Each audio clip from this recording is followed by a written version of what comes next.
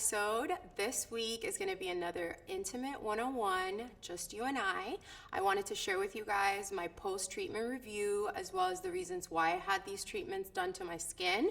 And of course, my new favorite must-have skincare, as well as my makeup routine. I think it's really important to take care of your skin right before you do your makeup. So I thought this would be a great opportunity.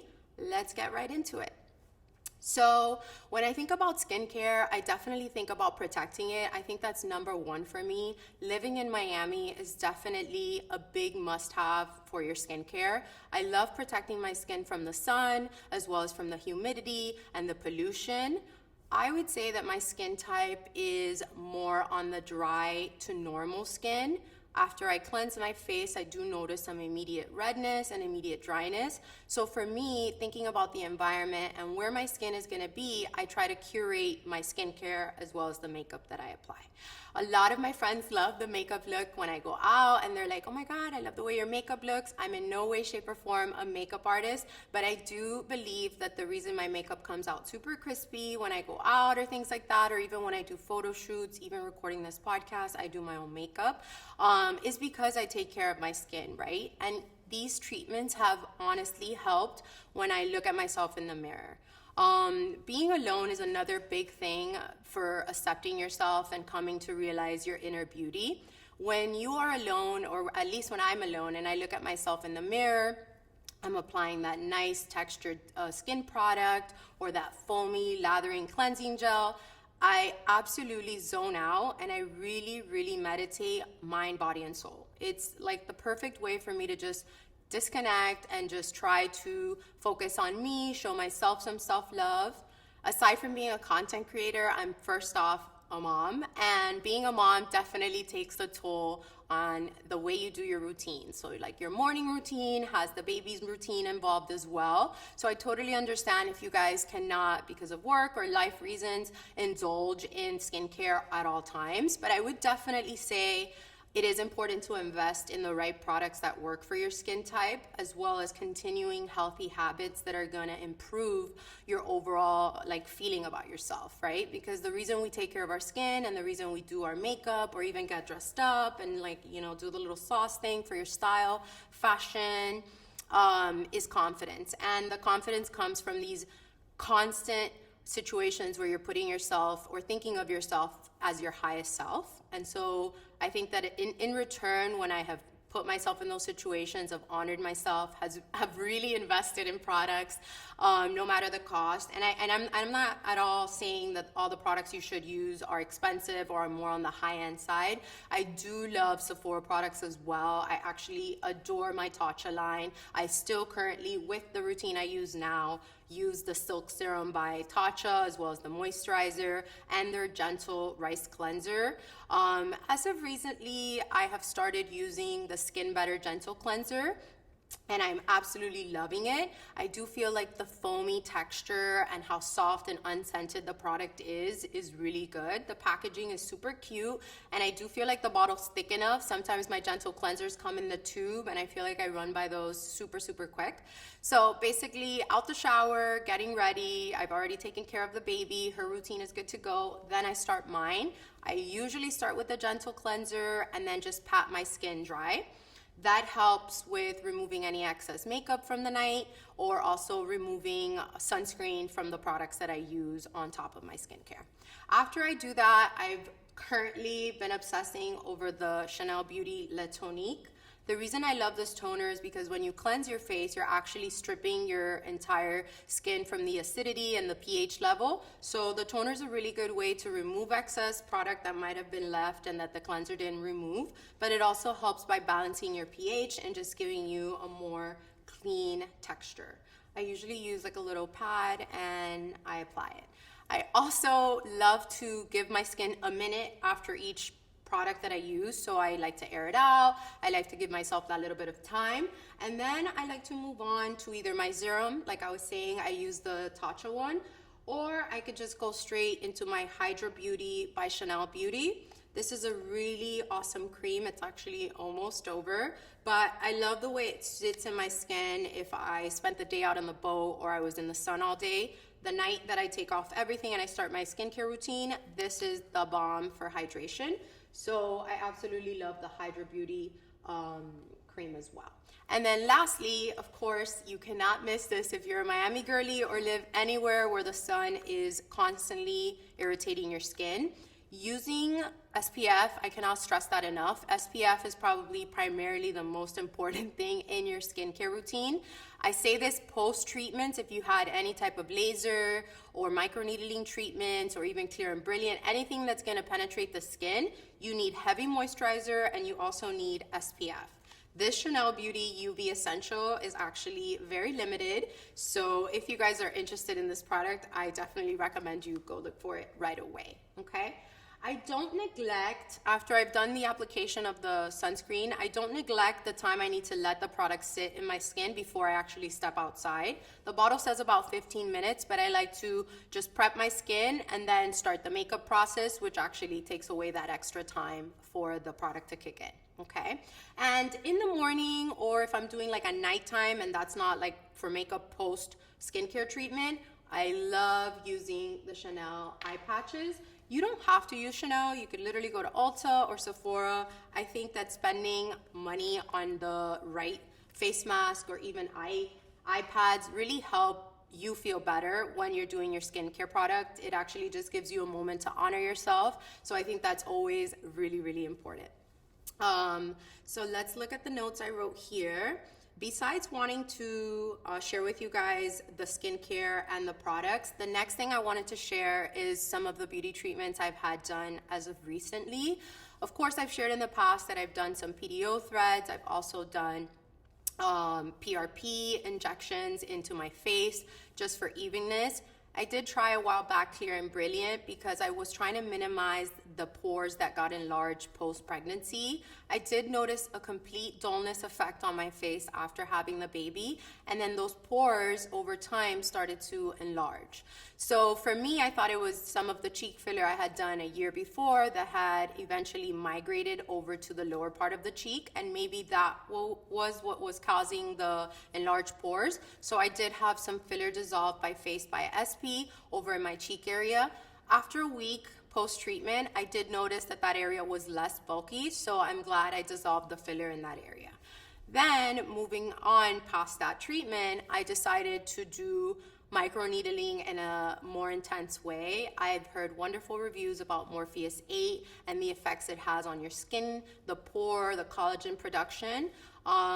Being the first microneedling treatment I use besides the lasers and stuff like Clear and Brilliant, I have to say I absolutely love the results from Morpheus 8. This is apparently about a week or a week and a few days post-treatment, and even if you can see, my face with the makeup just looks incredible. I waited about a week to put any makeup on, and I was just constantly using SPF if I was stepping outside with a baby or doing something outdoors, and I was constantly moisturizing my skin. But overall, I love the way that this treatment left my skin, and I would highly recommend it for everyone. If you have specific skin, I don't think that you should go for the products that I'm mentioning, because you should definitely see a derm or somebody to try to give you a little bit more of a educated knowledge on what products might work for you. The skincare and the makeups that I have used have been trial and error. Some of the products I purchased in the past have left me with residue, either making my skin look a little bit oilier or actually helping me break out even more. So I definitely think that you should try products, try them out, give them a trial for a week, see if it works for your skin. If it doesn't, switch it up, and then just go finding the things that work for you, okay? It doesn't have to be medicated like Skin Betters, which is the one I'm currently using, but it could definitely be a Sephora Gentle Cleanser. I love the Tatcha line as well. Then, of course, I heard of Botox in different areas, Botox in your forehead, crow's feet. I mean, Botox is just endless of the areas you can use it. I actually use Dysport for my upper lip. I didn't want any lip filler because since I was little, I've always had really big, chunky lips, and using filler might have given me more of a fake look on my lips. And so for me, it was always for sure, nothing on my lips. I do not want lip filler. And surprisingly enough, I ended up loving Dysport. in the area of the upper lip to kind of give you that lip flip without necessarily having to do any surgery or anything in particular. So I absolutely love that, and I'm loving how plumped my lips feel and look. So those are kind of my current fave skincare treatments or skin products that I've currently been using. And then of course my skincare always right before I start my makeup. In the makeup faves, I'm currently loving everything Patrick Ta. His blush that's cream and blush is just incredible. The texture, it gives you that rosy, cheeky, pink summer girl vibe that you girls are going for. This one's called She's That Girl. I'm not sure if it's available in stock, but the way he describes you can use it is you can dabble a little bit of the cream first onto your cheekbones, like really high, and then do that to both sides, and then with a blush brush, mix in the powder right above that area. Which gets me into the next topic as well, which is going to be Sun Kissed by Chanel. This is their Soleil Tan de Chanel. I love this as a luminescent kind of like shimmery glow if I'm doing like a pool day or like a brunch day, or even if I'm going out on the boat and I want like a little glow. This is really good to just layer or kind of smear over your bronzer after you do your makeup, okay? And I mean, honestly, besides a good concealer, a good foundation, a foundation that is blendable to my skin, that actually doesn't clog my pores and also has a little bit of SPF is fantastic. And then after that, I like to use the e.l.f. concealer. The consistency of the e.l.f. concealer is actually perfect for me. I love the way that it looks like it's a lot of product when you're actually applying it onto your eyes, or even this area, or even by the jawline. When you blend it in with your beauty blender, it actually doesn't seem as much of a product that you're applying, and it blends beautifully. So I like to do the concealer and then move on to my powder. I love using the Chanel blotted powder, which has helped me to set the concealer right after I apply it. And then I'll use that with a little mix of the Laura Mercier translucent powder as well, with a little powder brush. That just helps like kind of smooth everything out. I would say I do that right before I incorporate my bronzer, or kind of like the brown tones I want to highlight my face. And then I would move into the blush area and kind of use that cream blush texture. That really does help with the overall look. When it comes to my eyes, I also like to stick to the same colors. I am a brown or ombre looking kind of girl for my eyes. They're really chinky, and the majority of the time my eyes are super small and bloodshot. So I like to keep my makeup brown tones. I have had my makeup professionally done and have them include black liner or black powder, and it's just horrible on my face. I think it's super important also for yourself to know what makeup looks work for you. I would say that that's like my normal everyday glam, and I can kind of level it up in like the outings that I'm doing. So if I'm doing something on camera, I'll put a little bit more powder. If I'm just going to do a little errand and I want to like give my face a little glow, I'll just do a little light brown, no dark tones or anything like that. But it is important to understand the skincare and the makeup looks that work for you. Everyone's different. I'm just sharing kind of what works for me. I also wanted to share with you guys the ability to channel your creativity. And I do think that that comes from solitude. I do have a lot of time to think about the projects that I want to work on and the creative side that I want to nurture.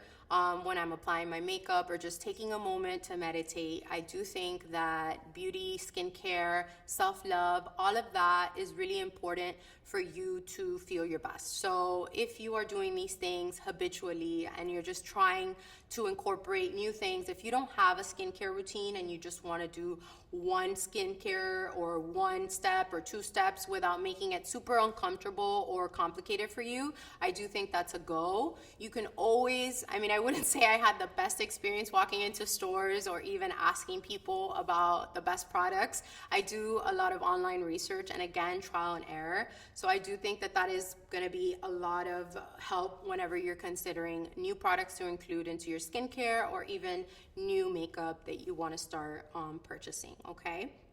But yeah, as of lately, I think that that's literally everything I've been focusing on when it comes to bettering myself. The creativity that I'm channeling by having these conversations with you guys has really helped me understand what's missing in the industry or what people want to connect with on a deeper level.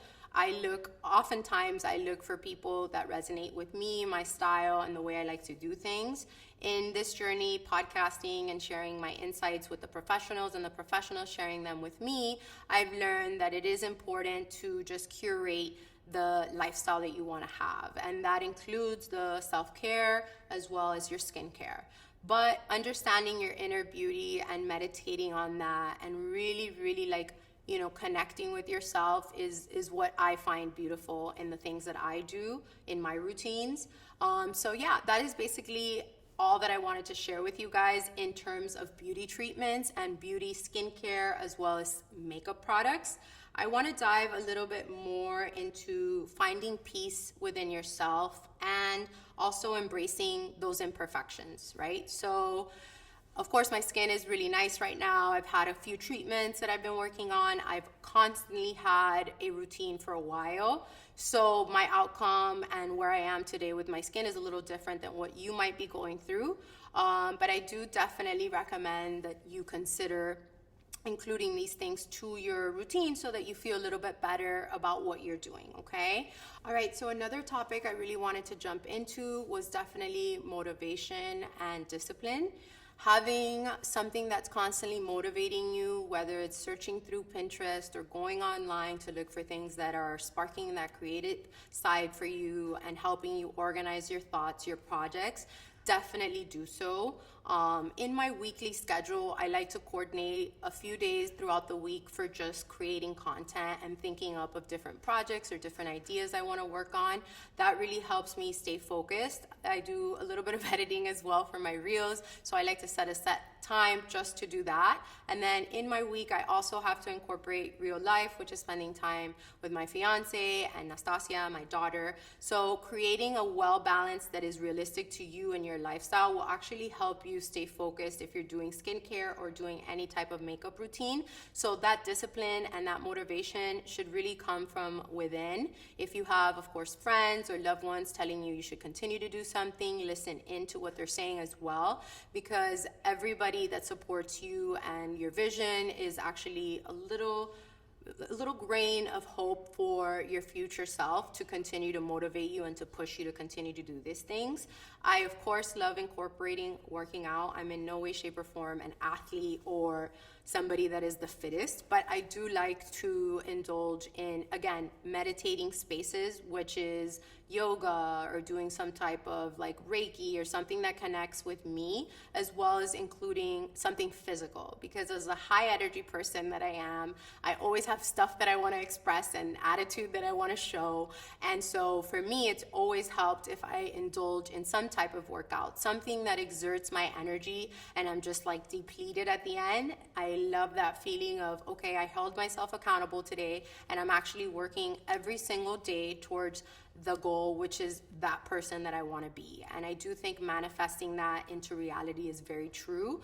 You keep imagining yourself showing up as that person, what she's wearing, how she's talking, the way she's feeling, and that is the person you're going to continue to show up as. So I do think that that's important to consider, as well as if you are wanting to go work out but don't have that motivation, or you're just super slumped, turn on YouTube, listen to your favorite podcast, or do something that's going to help like spark that attitude in you to continue your workout, as well as like a cute fit. I love working out with a matching outfit, whether it's the matching shorts with the top or the pants with the top, if I get something from Alo, if I get something from Fabletics. I mean, Lululemon, I was recently obsessed with, but I've heard some negative reviews, so I'm staying Alo and Nike girl all the way. But yeah, all of those things really help in the end for you to end up pushing yourself more and more every day to do things that are gonna help your overall well-being, right?